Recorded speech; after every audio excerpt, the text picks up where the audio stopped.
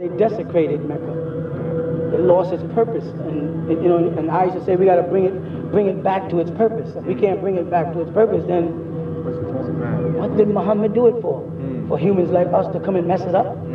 For mortal men to come in and trip imams and sheikhs and molanas to change things and make themselves feel important? No, Islam is simple. Islam is peace. That's all it is. It's peace. How can you be? And I used to argue all the time. Islam means peace. They say Islam means submit. No, Islam means peace. Islam means submit. Islam means peace. Because if you submit to the will of Allah subhanahu wa ta'ala, you in peace. How can you miss that? You know, they want to wrestle with doctrines and dogmas. What's the root of it all? Peace. And how do you get to peace? By caring. I told people before, I'm afraid of the word love. Everybody say love each other. Well, love could be lust too. Because the media has worked the word love so much until we got to throw that word almost away and start and use the word care. If you start to really care, care becomes a thing.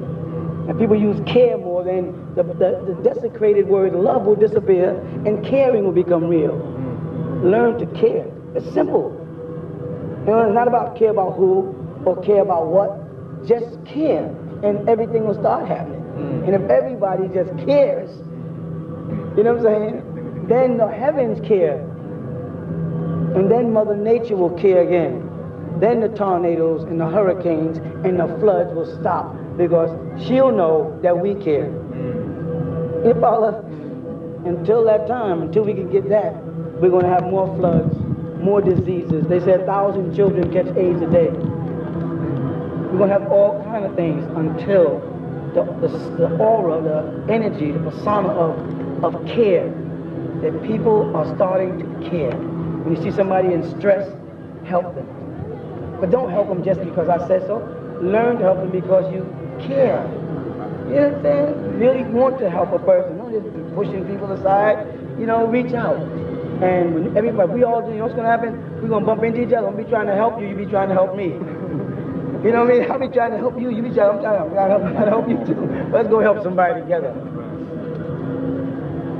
All that, everything else, all religions, all faiths, all belief systems, they don't mean a thing if the root of it is not simple concern. Simple concern. The people in Palestine, they say, what do you worship? And they say, well, Yahweh, Adonai, in Hebrew, Ivrit. Strip away the word Adonai, strip away the word Yahweh. What do you worship? Strip away the name. The creator, the source. Okay, let's go. Now let's go from Jerusalem, from the Wailing Wall to Mecca and say, what do you worship? Allah, Al-Khaliq, Al-Ali, Al-Alim. Okay, strip away the name. What is he? The Most High. Now let's go to Christianity. What do you worship? Jesus. No. Jesus said, I'm the way, the truth, and the light. No one gets to the Father but by me. Let's go to the Father. Who was his Father? The Most High. So where's the conflict? The conflict is in men. Mortal men who want a monopoly on human souls. And our greatest enemy is dogma, is doctrine, it's philosophy, it's interpretation, it's tafsir. This is our biggest problem when men come in and feel they got to tell you how to relate to God. That's the problem. And he gets a uniform, and he's a clergy, and he's full of color, and he looks good, and he sounds good, and I like that old man. He got a white beard, he got the God look, and I forget God for him. And he gets so used to being a reverend, and so used to being an imam, so used to be a kohen or a rabbi, he gets this God complex. And eventually, guess what? Whenever I'm in distress, I go to him. Say, yeah, Sheikh, I have a problem. Instead of me going to Allah, I go to the reverend. Excuse me, reverend, I'm having a problem at home. Or Rabbi, I'm having a problem. What happened? Men stepped in. And they started cutting off the flow between you and the Most High.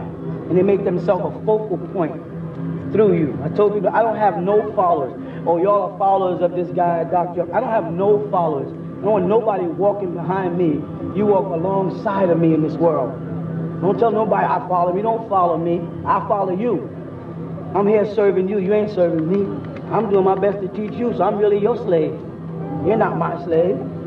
I'm just trying to pass on what they're giving me to give you. They said, get it back in place. I'm trying to do. That's all. This ritual used to take place in ancient Mitzrayim or Kemet, whatever name you want to use, thousands of years ago. You go all up in Europe and you'll find inside the cathedrals, labyrinth, where the priest, not the layman, the priest, when everybody left the cathedrals, their priests go around in a labyrinth. You go to China, you'll see the same thing, labyrinth. When did they pull the labyrinth out of our way of life? You know why? Because everybody there right now is on their own personal journey. There's no preacher up front telling them what to feel. No rabbi directing their emotions. When you get over under that sprinkle, and that sprinkle of water touches you, then it's just you and the Most High.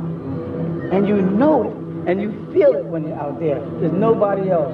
You don't need no reverends. You don't need no rabbis. You don't need none of those things. You have a direct contact, a direct link to the Most High. And if you let men cut it off, it's your fault.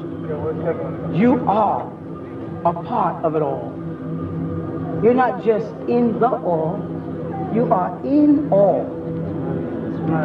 The definite article is to define the first step or the doorway into all. So you start by saying, I am in the all. And as you elevate, you realize the got to go. I'm not in the all. I'm in all. All is in me. You're not just a part of the all. You start off a part of the all as you begin to acknowledge the all. But once you get a full understanding of the all, you no longer are a part of the all. You are the all. And that's why that hum on that tone is there. It's supposed to be the vibrations of creation. In ancient times they say Om. Same tone, Om. In Arabic we say Ghunna. The way we would recite the Quran in Tajweed is Ghunna. If you say, أعوذ بالله من الشيطان الرجيم بسم الله الرحمن الرحيم الحمد لله رب العالمين الرحمن الرحيم مالك يوم الدين إياك نعبد وإياك نستعين اهدنا الصراط You hear that? Say that.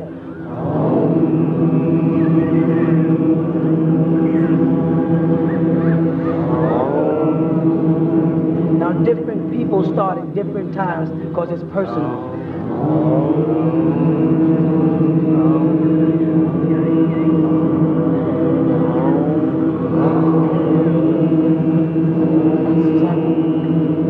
You hear it?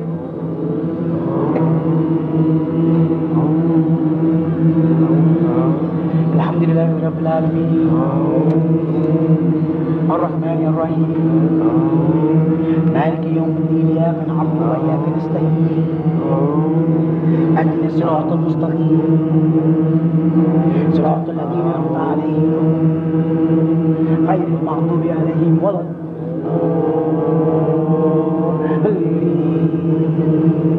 What?